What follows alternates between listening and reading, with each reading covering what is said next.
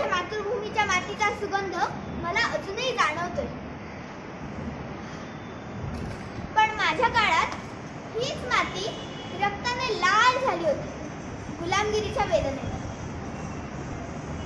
तसा माझा जन्म 4 नोव्हेंबर 1845 रोजी रायगड जिल्ह्यातील शिरढोण या गावी झाला. लहानपणी मी एक सामान्य गावकरी मुलगा होतो, पण माझ्या डोळ्यात स्वप्न मात्र होतं. आपला भारत देश स्वतंत्र व्हायला हवा. मी इंग्रजांच्या नोकरीत होतो. पण एक दिवस माझ्या वडिलांना तीव्र आजार झाला, म्हणून मी सुट्टी मागितली तर इंग्रज अधिकाऱ्यांनी याला स्पष्ट नकार दिला. त्या क्षणी माझ्या डोळ्यात आग पेटली. आता या परकीय साखळ्या तोडल्याशिवाय मी गप्प बसणार नाही.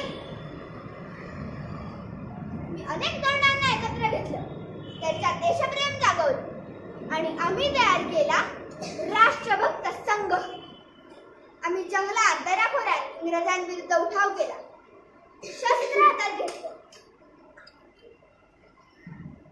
मनात फक्त एकच उद्देश होता, भारत माता की जय. मला माहिती होतं की हा मार्ग सोपा नाहीये, पण मी घाबरलो नाही बरं का.